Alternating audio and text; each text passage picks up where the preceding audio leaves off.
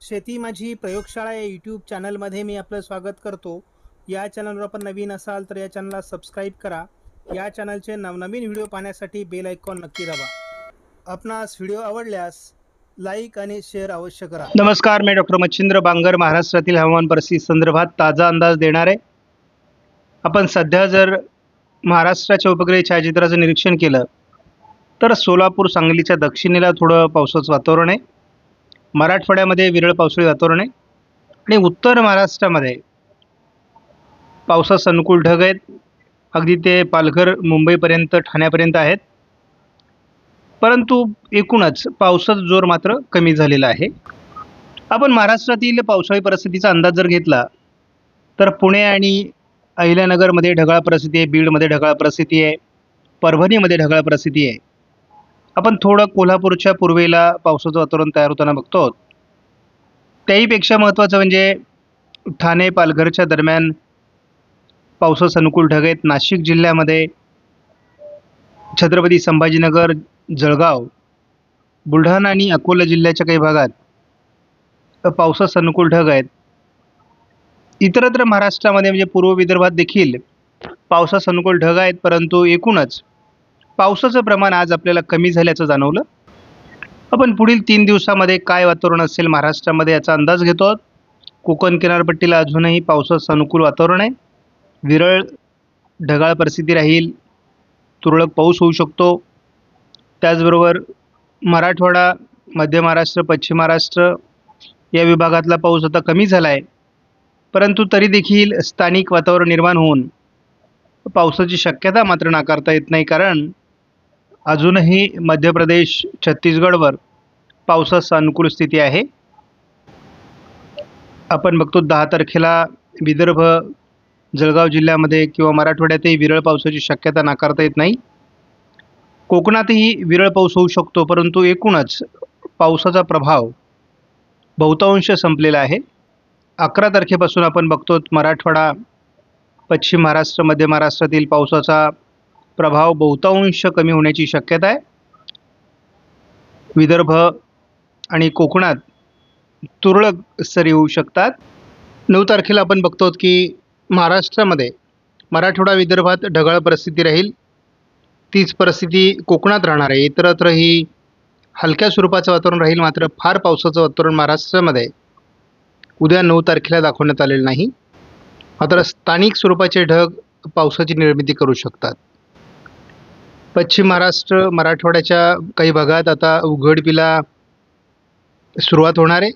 हा आठवड्याभराचा पावसाळी खंड आहे. या दरम्यान थोडं उत्तर भारतामध्ये असलेल्या पावसाचा प्रभाव विदर्भात, खास करून पूर्व विदर्भात पडण्याची शक्यता आहे. तीच परिस्थिती 11 तारखेला असू शकते. परंतु बऱ्यापैकी पावसाची उघडीप महाराष्ट्रामध्ये आता निर्माण होईल असं दिसतंय. प्रत्येक शेतकऱ्याच्या मनामध्ये असा एक प्रश्न आहे की मग हा खंड किती दिवस असेल. काही हवामान तज्ज्ञ 25 दिवसाचा खंड सांगतायत. तर याचा अर्थ असा नाही आहे. महाराष्ट्रामध्ये पुन्हा 20 तारखेपासून पावसाला सुरुवात होईल, तर पुढे ती वाढत जाईल. आणि याचं मुख्य कारण उत्तर भारतामध्ये मान्सून ट्रप आहे किंवा मान्सूनचा आस आहे. आणि त्याच वेळेस आपण बघतो की अरबी समुद्रात केरळच्या दरम्यान कमी दाबाचं क्षेत्र तयार होईल. या दोघांमध्ये जी ट्रप लाईन तयार होईल त्यामुळे महाराष्ट्रामध्ये पुन्हा पावसाला सुरुवात होणार आहे. ECMWF मॉडेलने मात्र उद्या उत्तर महाराष्ट्र आणि कोकण असं हलकं पावसाळी वातावरण दाखवलं आहे.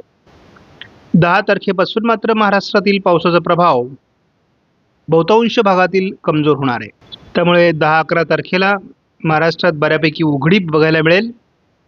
स्थानिक वातावरण तयार झाल्यास काही ठिकाणी, अपवादात्मक ठिकाणी पाऊस पडेल. पावसात मात्र आता जोर असणार नाही. त्यामुळे शेतीची जी काही कामं शेतकऱ्यांची बाकी आहेत, सातत्याने पाऊस राहिल्यामुळे ती शेतकरी आता करू शकतात. याही मॉडेलचा आपण आधार घेणार आहोत. हे ECMWFचंच AIFS मॉडेल आहे. महाराष्ट्रात जर पावसाचा खंड निर्माण झाला तर त्याला आपण आठवड्याभरासाठी म्हणतो. म्हणजे याचा अर्थ हा आठवडा संपल्यानंतर पाऊस सुरू व्हायला पाहिजे. आणि आपण साधारणपणे असं गृहीत धरू की हा आठवडा 16-17 तारखेपर्यंत राहील. म्हणजे 18-19 तारखेपासून वातावरण बदलायला सुरुवात होईल. एक वादळी परिस्थिती केरळच्या दरम्यान तयार होईल. या सर्व खंडाच्या काळात महाराष्ट्रात पाऊस नाही याचा अर्थ भारतात पाऊस नाही असा नाही. कारण उत्तर भारतामध्ये मान्सून आस असल्यामुळे या ठिकाणी पाऊस पडणार आहे आणि त्या पावसाशी केरळजवळ तयार होणाऱ्या सिस्टमचा ट्रपलाईनच्याद्वारे संपर्क आल्यामुळे महाराष्ट्रात पुन्हा पावसाला सुरुवात 19 तारखेपासून होईल. मग ती पुढे सातत्याने वाढत जाईल. आपण बघतो की 21 तारखेला ही वादळी सिस्टम गोव्याच्या दरम्यान आल्यानंतर कोकणात पुन्हा मुसळधार पाऊस आणि महाराष्ट्रात इतरत्रही जोरदार पावसाचं वातावरण तयार होईल. पुन्हा एकदा तिसऱ्या आठवड्यामध्ये महाराष्ट्रात कोकणामध्ये मुसळधार पाऊस, इतरत्रही मध्यम स्वरूपाचा पाऊस आणि अरबी समुद्र आणि बंगालच्या उपसागरात 2 वादळी परिस्थिती असल्यामुळे यांची ट्रफ लाईन अधिक उत्तर प्रदेशातील मान्सून ट्रफच्या दिशेने असलेल्या पावसाच्या वातावरणाची ट्रफ लाईन मिळून महाराष्ट्रामध्ये जोरदार पावसाळी वातावरण हे तिसऱ्या आठवड्यापासून सुरू होईल. पावसाची उघडीप सुरू झाली असली तरी देखील आपण बघतो कोल्हापूर सांगलीच्या भागात पावसाळी वातावरण आहे. अकोला आणि जळगावच्या दरम्यान पावसाळी वातावरण आहे. कधी नव्हे ते नाशिक जिल्ह्यात पावसाळी वातावरण आहे. गोंदिया जिल्ह्यात पावसाळी वातावरण आहे. तर असं पावसाळी वातावरण विरळ स्वरूपात महाराष्ट्रात अजूनही आहे. आता मात्र महाराष्ट्रातील या आठवड्यातील पावसाळी खंड आता स्पष्ट दिसू लागला आहे. पुढील 3 दिवसामध्ये संपूर्ण मराठवाड्यामध्ये जवळपास आणि पश्चिम विदर्भात देखील पावसाचं प्रमाण कमी होणार आहे.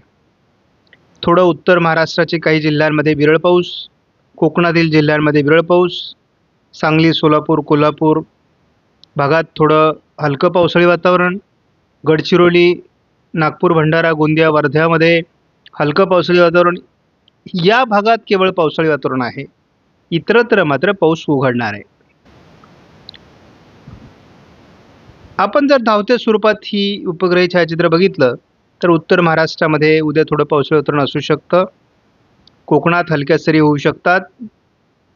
एकूणच पश्चिम महाराष्ट्र, सोलापूर, सांगली, कोल्हापूर भागातही पावसाळी वातावरण राहू शकतं. शनिवारी देखील आपण बघतो की विरळ ढगाळ परिस्थिती, उत्तर महाराष्ट्रात काही जिल्ह्यात पावसाळी वातावरण, कोकणात काही जिल्ह्यांमध्ये पावसाळी वातावरण आहे. मोठी कुठलीही वादळी सिस्टम नसल्यामुळे पावसाचं प्रमाण कमीच राहणार आहे. पुन्हा आपण बघतो की उत्तर महाराष्ट्र,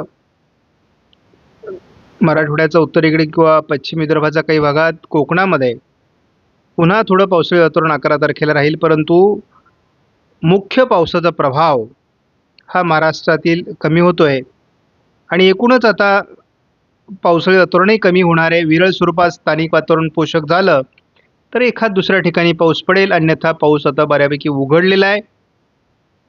आपण हेही सांगितलं आहे की पुढे पाऊस कधी सुरू होणार आहे. साधारण 18-19ला एक सिस्टम केरळच्या दरम्यान तयार होईल दक्षिण अरबी समुद्रामध्ये. ती गोव्यापर्यंत पुढे सरकेल. त्याच वेळेस बंगालच्या उपसागरातही एक सिस्टम तयार होईल आणि उत्तर भारतात असलेला मान्सून आज,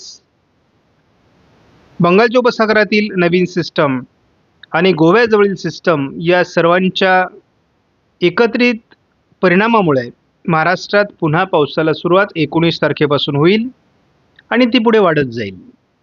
आपणास व्हिडिओमधील माहिती महत्त्वपूर्ण वाटल्यास लाईक करा, शेअर करा, चॅनलला सबस्क्राईब करा. धन्यवाद. जय हिंद, जय महाराष्ट्र, जय बळीराजा.